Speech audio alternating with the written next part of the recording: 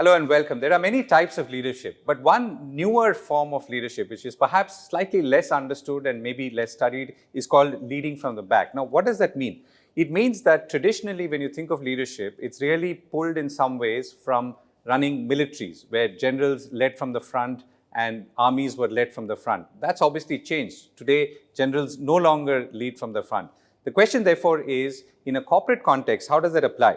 There's a new book called Leading from the Back and Leading from the Back to Achieve the Impossible by Ravi Kant, the former Vice Chairman and CEO of Tata Motors, along with Harry Paul, the co-author of Fish, and also Ross Reck, co-author of The Win-Win Negotiator. So, Leading from the Back essentially focuses on a couple of things. One is that organizations themselves have become large and complex, and supply chains have become more diverse. The second is that the workplace dynamic is changing and is changing quite rapidly. That's something that you and me know. So therefore, the new leadership that's required is clearly not in the domain of one person or concentrated in one person, and the one who is constantly put in the spotlight as if others don't matter. And the final outcome is therefore, to some extent, impervious of the external environment. So the challenge, as Ravi Kant, the author of this, says, and my guest for today, is how do you introduce a new concept against a powerful and long-established concept of leadership? So the solution, of course, is this book. But what it tries to address is that three things, basically. One is, how should I be in this new world where you're leading from the back, so to speak? Second is, how should I deal with the team, including building it up? And then thirdly, how do we deal with the task or a set of tasks, which could be towards a common objective or a broader corporate objective? So we're going to use all of that. And in the context of Mr. Ravi Kant's own experiences over many decades, to try and see what leading from the back means and how it could be applied, most importantly, in your own case. Mr. Kant, thank you so much for joining me. So you've written an interesting book called Leading from the Back to Achieve the Impossible. So I'll come to the book itself, but let me first try and understand, including for those who are listening, watching, why did you pick a theme like this? Because as an external observer, as a financial journalist who's followed you for some part of your career, I would think of you as someone who's leading from the front, because your last position was, for example, as chairman of or vice chairman of Tata Motors. Similarly, you've been at the helm of many companies in consumer products like Philips, LML, and so on. So why a theme like this, and what brought you to this theme, and then what made you write about it? Okay, thank you. Thank you for having me here. Well, designation does not imply that you are leading from the front. Okay. So let me make that correction first. I've been asked to write books on what I did or what happened during my tenure in different companies. But I've been extremely reluctant to do that because I don't want to write about that. Then about 4 years ago, somebody told me that why don't you write about your learnings? So that made me pause, and I said, okay, why not? So think about it. Then he suggested, you always tested the limits. Why don't you think about testing the limits? And that was the first cue I got. Second cue I got was, again, another close friend, business associate. So I asked him one day, how do you think you describe my way of working? And he said, he thought for a minute. Then he said, Ravi, you lead from the back. And that's when the penny dropped. And I said, okay, so let me go back. What does it mean? Because he was from advertising and I had huge respect for him. So he said, whatever he is saying is kind of a interesting thought. So I went back and deconstructed the entire thing of what does leading from the back mean. So I went back to my 50 years of experience, and then I culled out 3 basic, simple truths. And these truths were, what about myself? First, because you have to talk about yourself. Then is how to build a team. And number 3 is how together you tackle the task. Because ultimately, as a corporate person, you have to tackle a task. So in each of these 3, there are 3 simple things again. Simple to know, but very difficult to implement. So in the first one, what do I do with myself is first to have an open mind.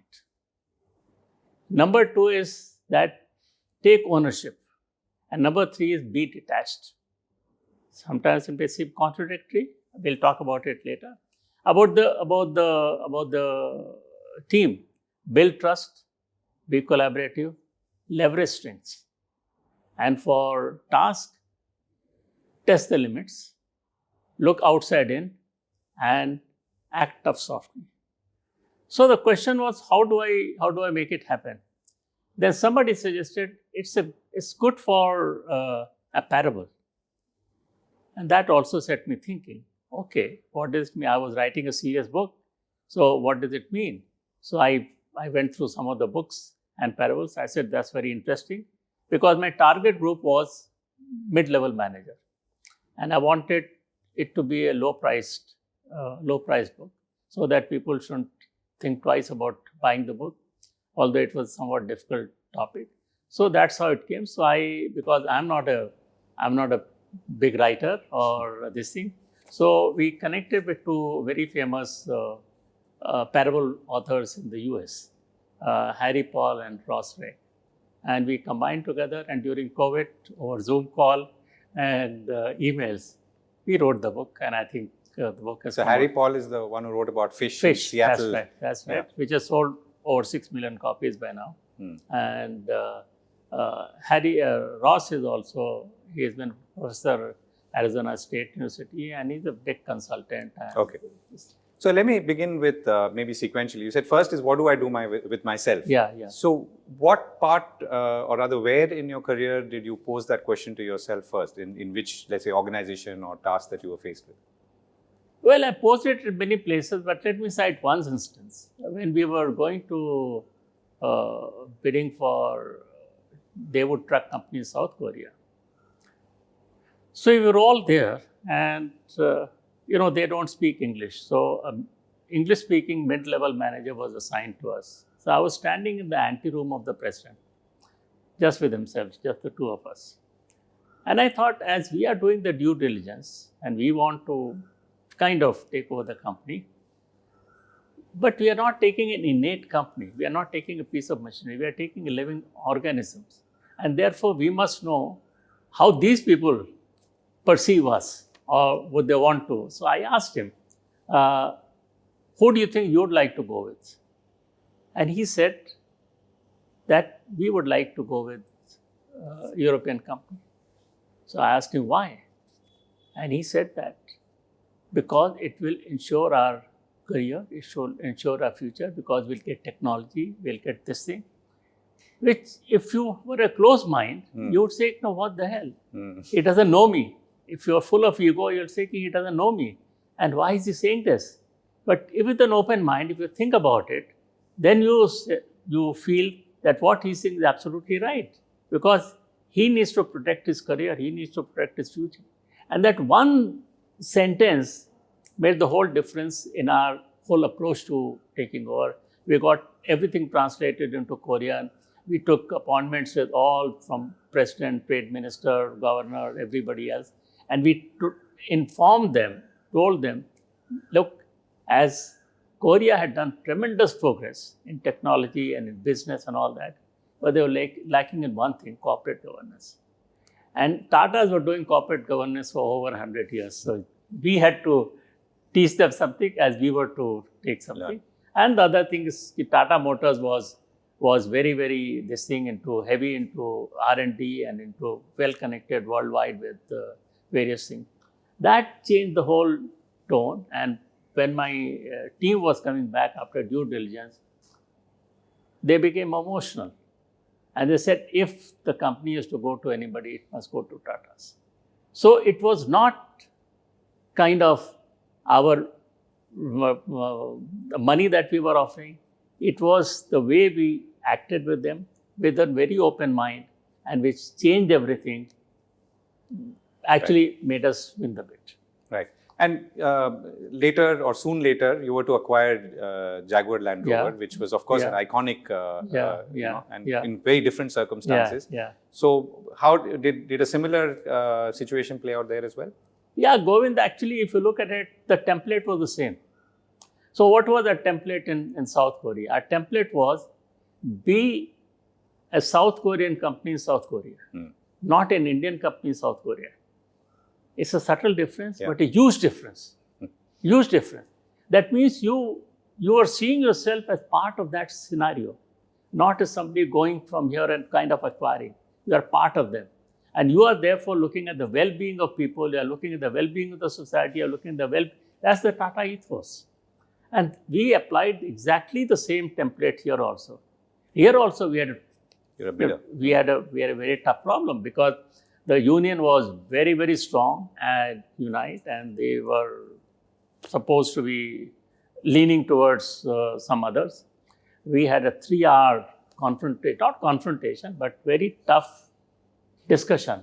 They came with 11-page or 12-page questionnaire, and they kept asking question. And it was eyeball to eyeball, answers. So after all this was over, then my colleague said, sir, it has gone very tough. I don't think it's going to happen. But something inside me told me that no, I think we've been very honest, very transparent, and they will accept us. And lo and behold, 2 days later, they went on a press conference. They said the company must go to Tata's.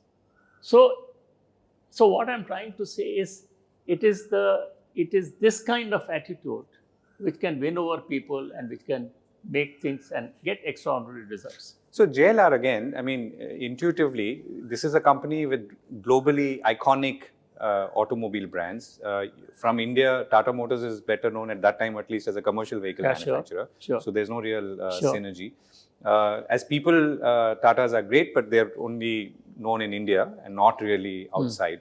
So what is it that was the clinching point in at least those interactions that you had? Yeah. Govind, actually, let me preface this.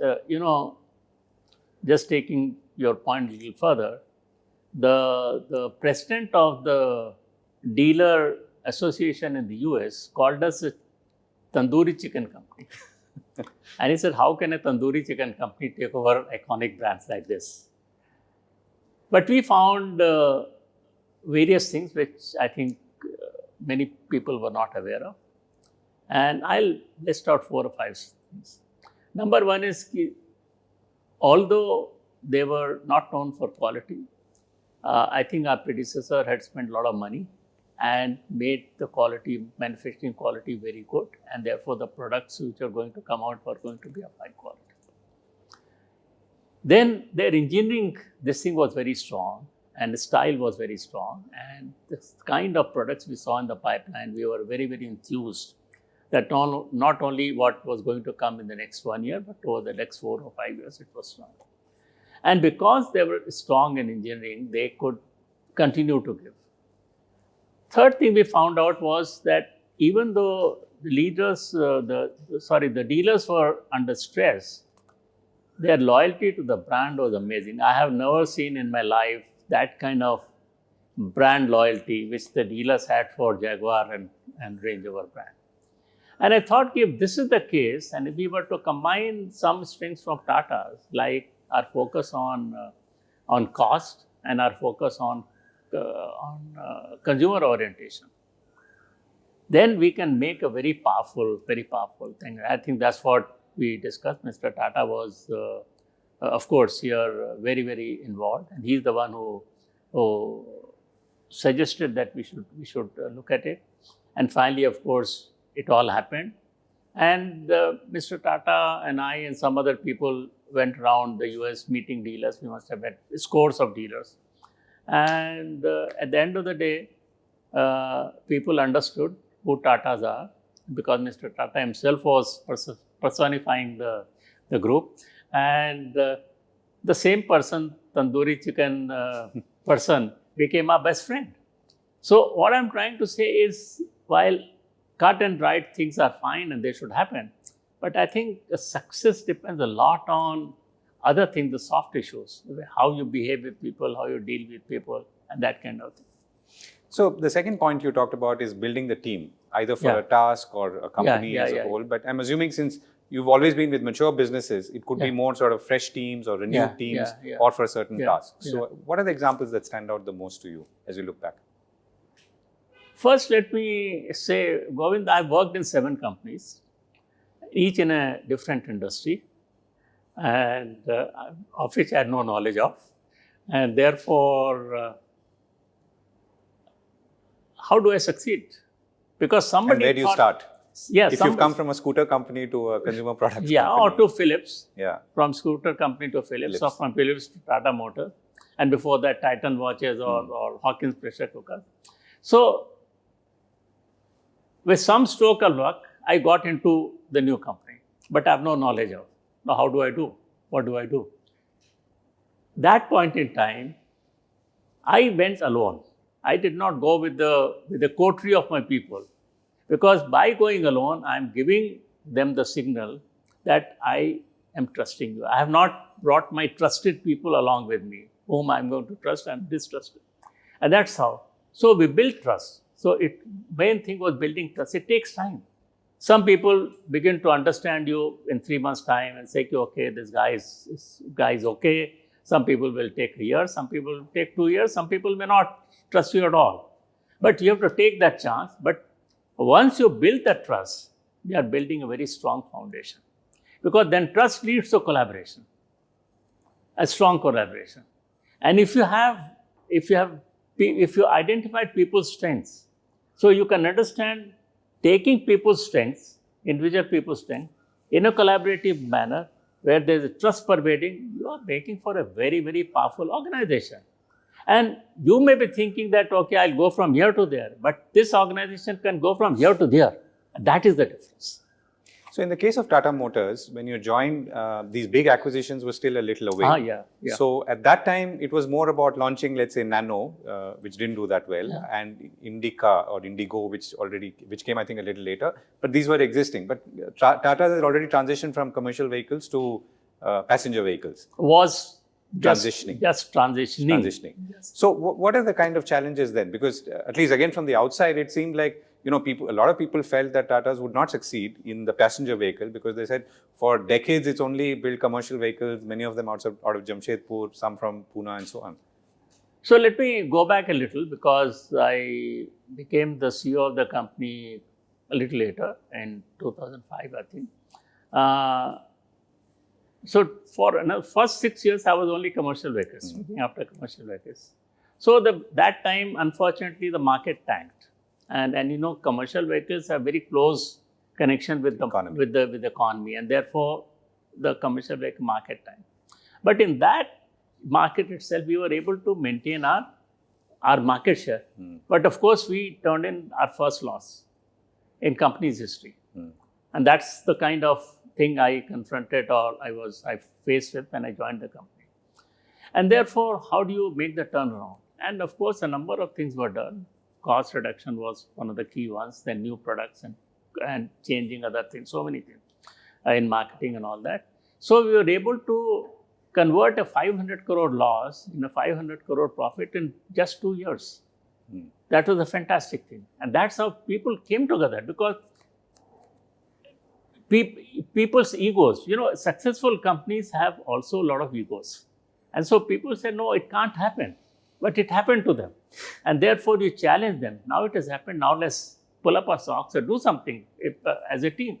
And things happened, and we came out of the woods, and we made a lot gain. Then another big thing happened is, introduction of ACE. We don't talk about that. But ACE created a market, new market which was equivalent to the existing commercial vehicle market. That is how big that transformation was, ACE. And it was a roaring success. So ACE, for those who don't know, would be a small truck, right? A small truck is the last mile connectivity, whether for urban areas or for rural areas. And it exceeded all our expectations. We were flabbergasted by the success of this. We had not thought it will succeed. Where did the idea for ACE come from? ACE, number of places, because one thing was there that time Mr. Bajpayee's Pradhan Mantri Gramin Sadak Yojana was going, and therefore these were getting connected, and rural areas and urban areas were getting congested. Then somebody suggested, why don't you have this kind of vehicle? So we put a team, and they went around the country. They looked at three-wheeler, because this need was being met by three-wheelers. They looked at three-wheelers, they looked at the need, they came with a fantastic product called Ace. And again, Tata Motors has this huge reservoir of talent as far as thinking in I would say low price is concerned, economy is concerned. They came up with this beautiful thing and we launched it. We launched it first in Tamil Nadu. We sorted out all the problems. We made it come to, I remember, we launched in Tamil Nadu and it was called Chota Hathi. So it became a roaring success, Chota Hathi. And we started doing 600 a month, and then somebody said, no, it's not going to sell more and all that. So we said, no, nothing doing. In India, there is no such thing as can't be doing more. So we again challenged ourselves and we reached a level of almost 1850 per month. Just one product in Tamil Nadu, which was our weakest market. As you know, our competitors had a very soft market. Ashok Leyland, yeah. Yeah, so we did very well and then slowly expanded to entire South India. And then we took almost 9-10 months to go cover the entire country. And that model still continues today in roughly the same form and shape. Yeah, it's got variants. It's got variants for upper side, lower side, horizontal, all that. So, we built a whole new plant in Uttarakhand for Ace. So Ace was the success, and you were saying the transitioning to passenger vehicles. So tell us about the team factor that was playing there. I think again the person who spearheaded the Ace project was asked to also spearhead now the Nano project. And I think, I understand it commercially, unfortunately, because it didn't succeed. But as far as innovation is concerned, it is kind of unheard. It can almost impossible. To work backwards, that, okay, it must cost 1 lakh rupees, and then work backwards. And if there was an imaginary car, what should be the different component price? That's how we started, from a white sheet of paper. And then engineering team kind of looked at it very seriously. We talked to our suppliers. Suppliers played a very, very key role in that and making it happen. And after that, we did a number of things. And therefore, it came out after 7 years in a different form. It was still priced at, I think it's a tribute to the organization, tribute to the excellence of Tata Motors, especially the engineering team. And then, of course, we did a number of things. So if I were to just build on that for a moment, if you were to apply those lessons today to any company, including in, let's say, automotive, we're seeing so many brand launches, many variations. What would be the lesson from Nano, from then, which we can apply now, as in the good and the bad? Yeah, I think the first lesson is to don't think that anything is impossible. And you need to, therefore, work in a methodical manner and talk to people. And once you set yourself in the third part is test the limit. This is testing the limits of making a car at 100,000 rupees. So how do you make it happen? So as I said, we had a white sheet exercise. This is the selling price. Then come back. This will be excise duty on that. Come back. This is the bill of materials. Say 70% of that. And if this is the bill of material, what should the cost of tires? What should the cost of engine? What should the sheet metal cost? What is blah blah blah, everything. And then you go and say, if I have to make an engine at this price, what do I need to do? That forces you to innovate. I mean, for innovation, I don't think there's any parallel in car industry as far as Nano is concerned. So it forces you to innovate. It forces you to collaborate. It forces you to go outside the box. And I think that's what is needed in many situations. And the X factor was missing, which is why it was not successful, either because of the looks or the marketing or the branding. I think looks were good. It's amazing. I've still not been able to put my finger on it. The advertising brought lakhs of people into the showrooms, lakhs of people. And out of that, at least 50% of people took test drives. It was quite amazing. And many people out of that put in money. But after that, they didn't come back. Because there were other models at I don't slightly know. higher price. I don't know. That's why I'm saying I've not been able to put a finger at it. But as I said, this was an impossible task we had taken upon ourselves. We worked backwards to make it happen. And as I said, we were very tough as far as cost is concerned. But of course, we took care of people. The other thing in Nano, which I think is truly remarkable, which has not happened anywhere in the world, is we had built a complete factory in West Bengal. Sanand. And at the and last, then you went to Sanand, sorry. In last minute, we had to take a very tough decision to move it out from there. So we were moving to 1300 kilometers to opposite side in Gujarat. Now, as Mr. Tata had already promised this thing, so we needed to, because this would take about 15 months. So, on one side, you are dismantling a factory, bolt by bolt, machine by machine, packing it up in container. Other side, you are building another factory to take all that. On third side, we converted part of our plant in Uttarakhand for ACE, which we had built for ACE, into making Nano. And that's how we started making Nano in small quantities. And so, doing three things at the same time, I don't think has ever happened. And it is again a tribute to the team, to Tata Motors' tenacity and not giving up on anything, and to have made it happen. It's so, fantastic. if you would say today, just looking back, who was missing in that room when, let's say, suppose you had the whole team of people who designed the Nano, who were very good at, let's say, managing costs, logistics, bringing down prices, and of course, let's say the challenge of then moving the plant because of political reasons. But who would you say, in retrospect, was missing in that room? I can't think of that, but ultimately, it was Mr. Tata's idea that he would like to make a car at that price. Which apparently was influenced also by C.K. Prahlad's bottom of the pyramid. Whatever. I am not going into all that. But he had thought of this in Geneva, and he disclosed this a few years earlier in Geneva. And Mr. Tata was very, very involved in this whole thing as to what should be the shape, what should be this thing. He used to frequently come to Pune, drive the cars in various things, see the thing, have the presentation, very, very, very, very involved in creating Nano.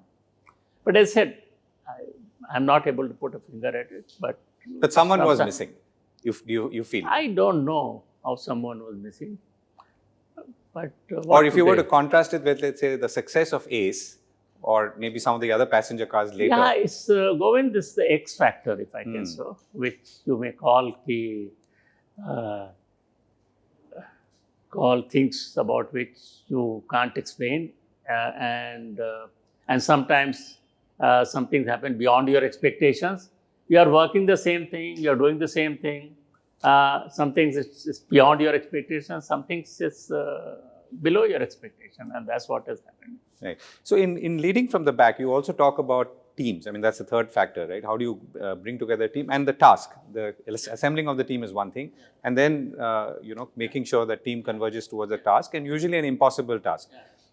In the Nano's context, it appears to me that you really had no competition except your own, let's say, will to do it at a certain point of time and take it to the market. It was not like there was someone else who was also racing to the market with a similar product, so you had to beat them. So this was your own will. So how does that, again, instances that you can lean back on where teams have come together, in some cases maybe led from the back. In everything, Govind, I talked about... For impossible tasks. I'm turnaround of Tata Motors, the first one.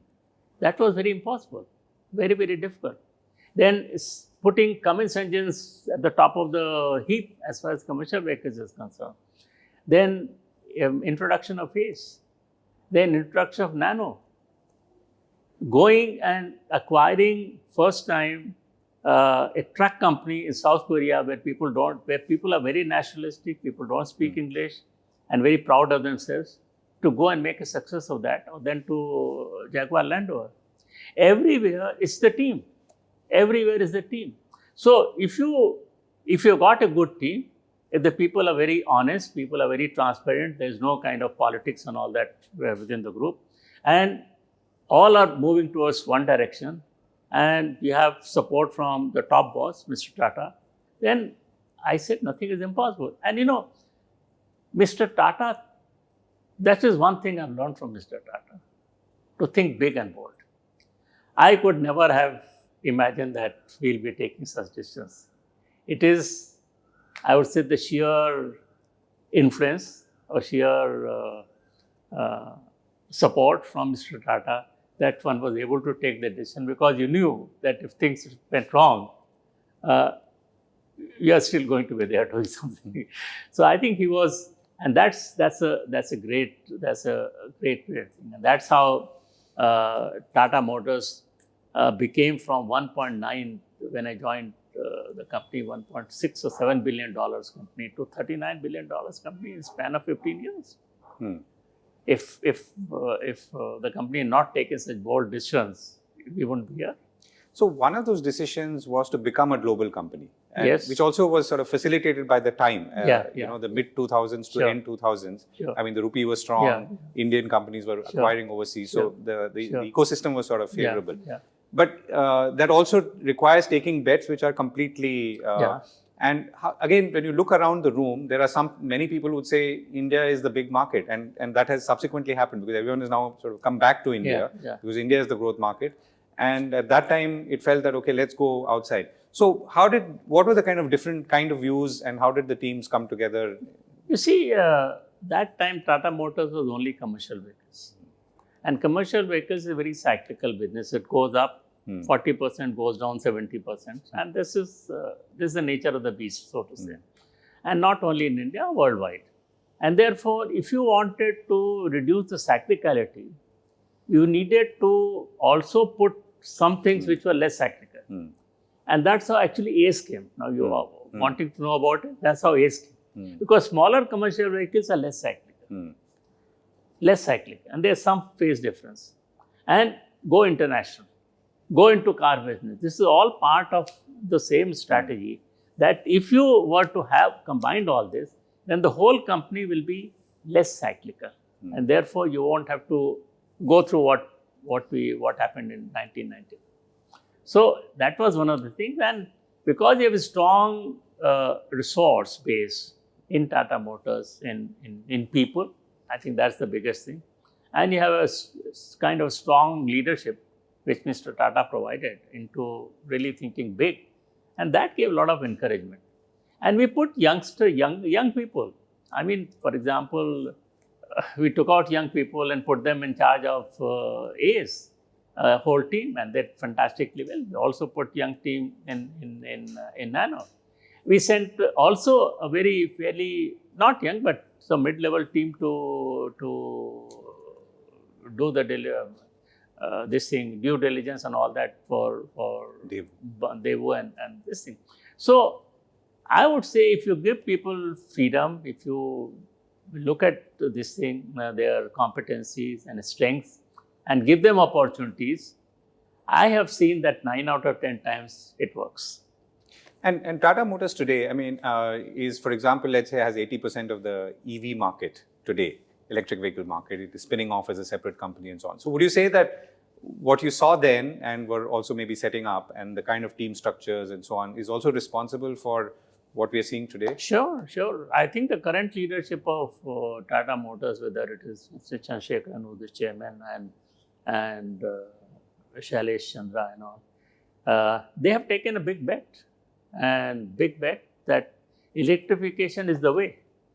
And if whenever markets change, when the trend changes, at that point in time, if you position yourself strongly, then you have a great benefit, because you can go with the wave.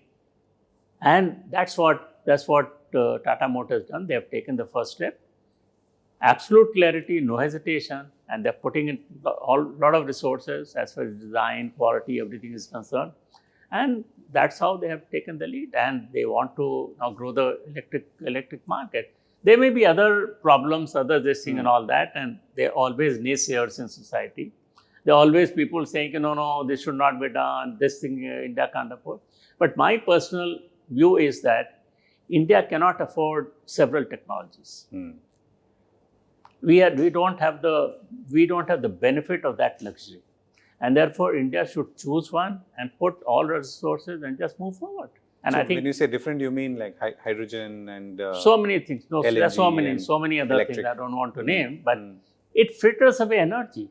It fritters away the focus. It fritters away. Can you imagine that same model is there in four variants? You have to have procurement, you have to have manufacturing, you have to store them, you have to dealers. People don't understand this, but a manufacturer understands this, and therefore you are making things very complicated. That's all I'm trying to say.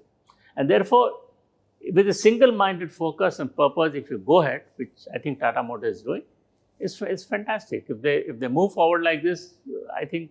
So the point that you made is that catching the trend. Catching the trend. And you feel that today, whether you use the leading from back or assembling teams, in general, of course, successful companies by definition must be. But in general, do you feel companies are aligned well to spot trends, to respond fast to them? I'm talking about in India now specifically. Well, I don't want to generalize, but you'll see umpteen examples where people who have caught the trend have benefited immensely. I'll give one example of where I've been associated. Titan watches, for example. Titan watch has done fantastic things. But one of the key things which aided Titan watches then was they caught the trend at the right time. For jewelry or watches? No, for watches, for quartz watches. I was there only for 5 years. Okay. For quartz watches. And because it was heavily dominated by mechanical watches, as you know, HMT was the king and 85-90% market share. Then Titan took the bold risk of being only in quartz watches, because there was a trend of people already becoming fashion conscious. And therefore, they were already into multiple watch ownership, which were being fed by smuggled watches and things like that. And therefore, it caught the trend at the right time and went ahead. And you know what's happened to HMT watches later on. Later on, of course, Titan went into other retail things like jewelry and various other things that they are going into. That I don't want to comment. But at that point in time, because it took the bold risk, it caught the trend at the right time, it went up. And you're also saying that, in a way, put many eggs in one basket, like whether it's in the case of electric today or Ace at that time or Nano and then let's say quartz in the case of Titan. And for every company will have something. Sure. But definitely don't go with 5 different products and try and, So catching the trend is an important thing. I mean, there's so many market researches done, whether it's qualitative, quantitative, this thing, that thing, so many things are there. I think you need to look at all that. And with that, you need to add your gut feel. I think gut feel is very important in business, in trying to catch the trend. Kya ho raha, kya nahi ho raha, that kind of thing. So as we conclude, let me ask you then 2 questions. One time, at any time, where you feel that you were strong on your gut, but it didn't turn out as well. And the second where, again, you relied on your gut, but things turned out well. Yeah, I'll tell you, one was, of course, I'll take Hawkins. Hawkins is a great company. In fact, I learned my marketing at Hawkins. So we were selling pressure cookers. I'm talking about 75 to 80, long time ago. But it's the same pressure cooker, roughly, give or take. Cookers. We have pressure cookers. Yeah. And then we thought of coming into electrical products. And we had 2 fantastic products. One was a infrared cooker, quick time. In 2 months, 2 minutes, 3 minutes, you'll cook. Other is slow cooker. Put it overnight. Both fantastic products, quality-wise, look-wise, performance-wise. We did many things. Many things. It didn't succeed. We had to finally close down. Hawkins had to close down. Now, I felt very bad because here were very good products, extremely supported by marketing and sales and everything, but didn't. Because perhaps the market was not ready. The consumers were not ready to go for that. But today you see so many slow cookers in the market, so many this thing in the market. I mean, there's no doubt of that. So maybe they'll come back again with this. I don't know, but I'm talking about 25 years. So it was way ahead of At that time. time we used to see It was way ahead of Panasonic time. and those brands, I think. Yeah, it was way ahead of time. Way ahead. That's all I'm saying. And therefore, perhaps, had we come maybe 10 years later, we would have got it in a better fashion. So that's one, let's say, where things didn't work out. And on the other hand, where something you feel you were bang on. Titan Quartz is a fantastic example. A success of LML is again a fantastic example.